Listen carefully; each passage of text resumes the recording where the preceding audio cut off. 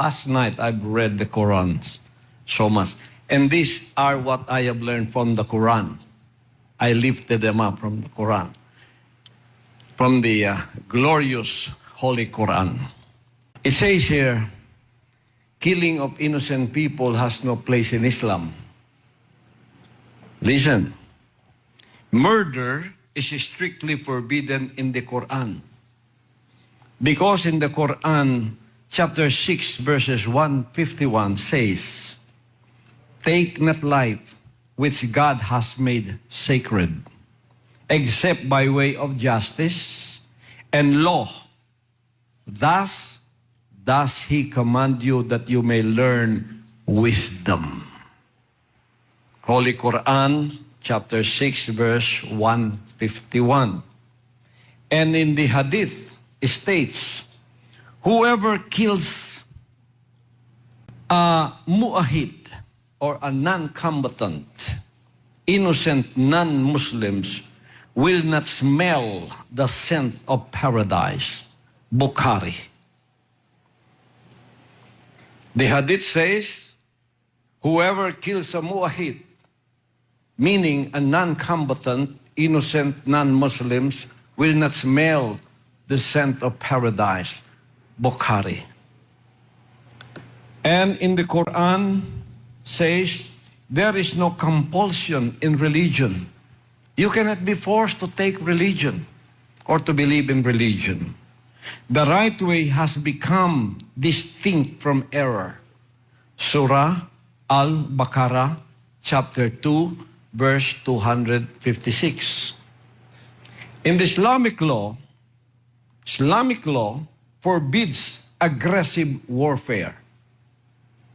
The Quran says, but if the enemies incline towards peace, do you also incline towards peace and trust in God?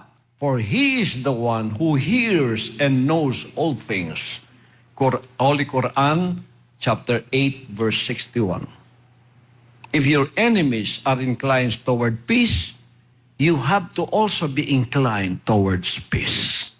They are making peace with you, be also at peace with them.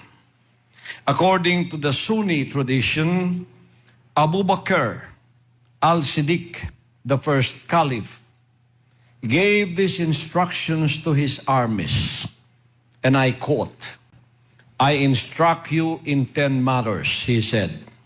"Do not kill women, children, the old, or the infirm. Do not cut down fruit-bearing trees. Do not destroy any town." Malik's Muwatta, Kitab al-Jihad. That's from the first caliph. The Prophet Muhammad, peace be unto him, counseled doing good to those who harm you, and is said to have commanded, and I quote, this is from Prophet Muhammad, "Do not be people without minds of your own, saying, if others treat you well, you will treat them well. And that if they do wrong to you, and if they do wrong you, will do wrong to them. Instead, accustom yourselves to do good if people do good, and not to do wrong even if they do evil." Al-Tirmidhi. The Quran, the Holy Quran, demands of believers that they exercise justice towards people even where they have reason to be angry with them. And do not let the hatred of a people prevent you from being just. Be just, that is nearer to righteousness. The Holy Quran, chapter 5, verse 8. I studied the Quran very well.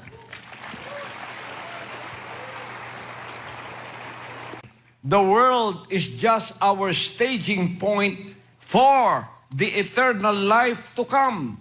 Because if each one of us will be assigned the planet, There's so many planets up above. And one is called planet Earth. And this is the staging point in the hereafter, because we will not stay here forever. And if you have proven yourself to be righteous here and do His commandments, then you will go to Jannah. That is the heavenly Muslim's heaven. This is a staging point for that.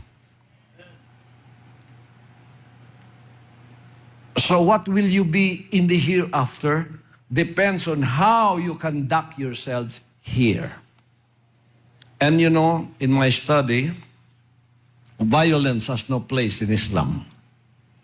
Violence has no place in Islam. This is the reminder of the Quran, and I quote, "We made a covenant with you that you shall not shed your blood, nor shall you evict each other from your homes. You agreed and bore witness." Holy Quran, chapter 2, verse 84.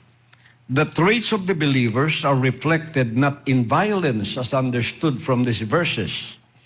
They, and I quote, "They avoid gross sins and vice, and when angered, they forgive.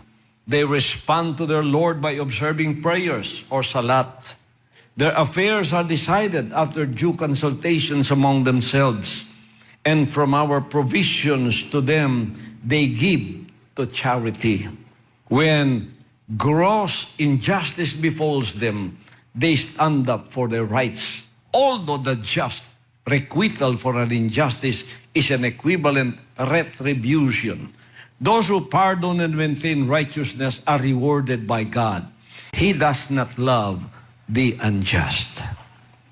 Certainly, those who stand up for their rights when injustice befalls them are not committing any error.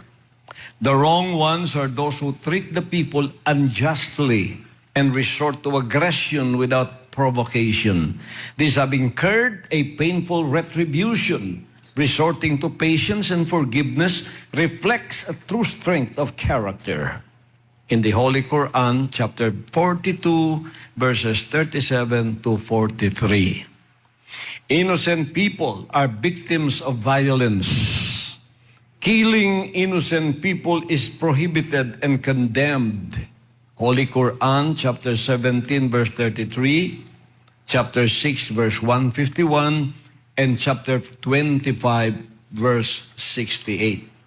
One such verse states, and I quote, "You shall not kill any person, for God has made life sacred, except in the course of justice. If one is killed unjustly, when we give his heir authority to enforce justice, thus he shall not exceed the limits in avenging the murder. He will be helped." Quran, Holy Quran, chapter 17, verse 33. Suicide bombing, which is part of violence, is also prohibited as understood from this verse.